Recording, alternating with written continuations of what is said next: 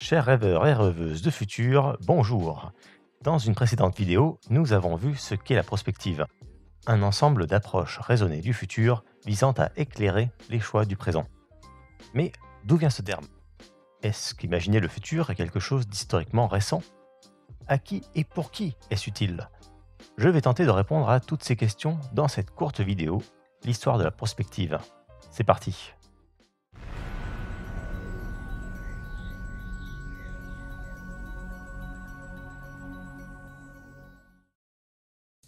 Prospective est un terme qui a été inventé à la fin des années 50 par le philosophe français Gaston Berger, pour décrire un concept somme toute assez simple, l'étude des futurs possibles. Mais si le terme est récent, le concept est en fait vieux comme le monde.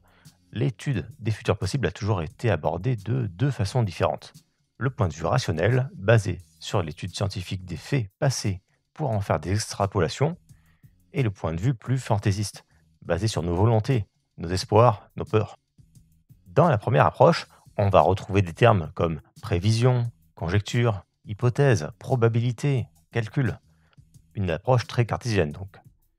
Et dans la deuxième, ce seront des termes comme prédiction, vision, prophétie, pronostic.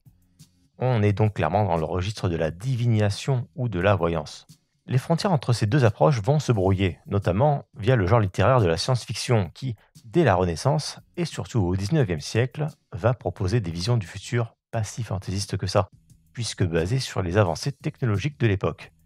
D'ailleurs, pour l'anecdote, dans la France du XIXe siècle, on appelait ce genre le merveilleux scientifique. Des visions utopiques qui promettent un monde meilleur ou au contraire dystopiques qui pointent les dangers à éviter. Mais le genre littéraire va progressivement prendre une autre forme liée à un besoin des décideurs politiques en des temps d'incertitudes économiques. Dès les années 30, avec la Grande Dépression aux États-Unis, le président Roosevelt commande une étude sur les grandes tendances sociales afin d'élaborer le New Deal.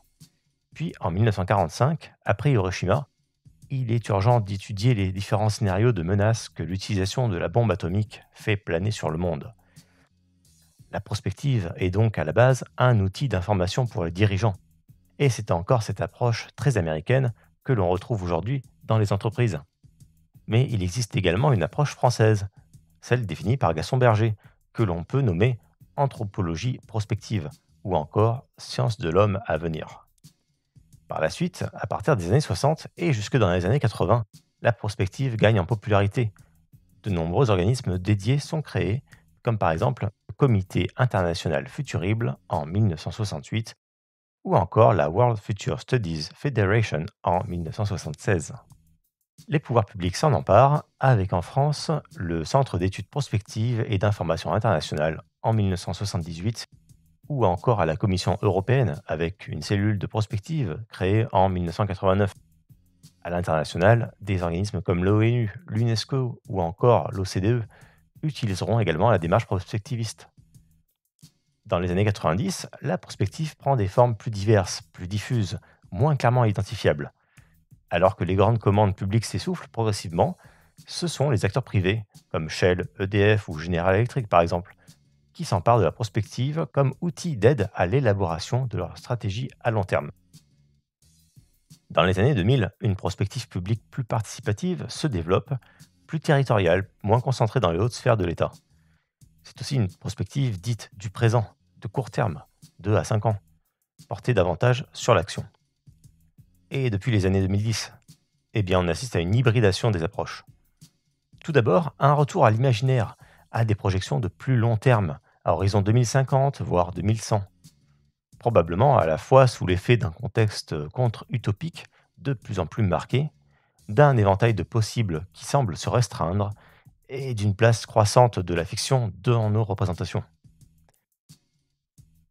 Le thème de la transition s'est considérablement développé. Les dialogues se sont approfondis entre experts et citoyens pour explorer les réponses possibles face aux grandes transitions.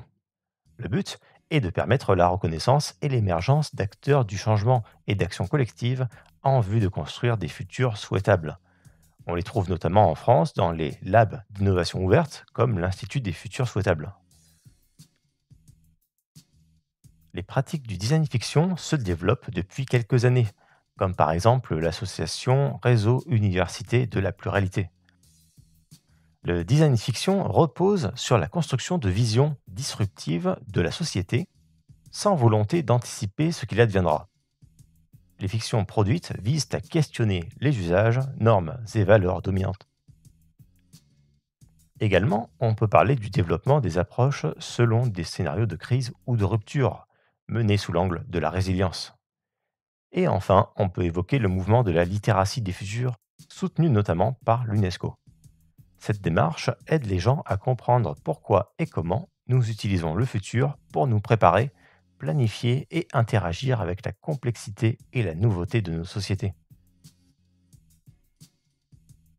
Pour conclure, la prospective s'est considérablement enrichie depuis 70 ans et offre aujourd'hui une large palette d'approches et de méthodes. Ce sont ces méthodes de prospective dont on parlera dans une prochaine vidéo. Merci à tous d'être fidèles à cette chaîne.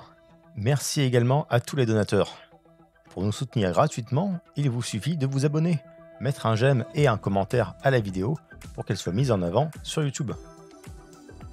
Si vous voulez nous soutenir financièrement, vous pouvez utiliser le lien en description ou encore le bouton Super Thanks. Et si ce contenu vous intéresse, je vous recommande d'aller consulter cette autre vidéo de la chaîne. A tout de suite pour de nouvelles prospectives.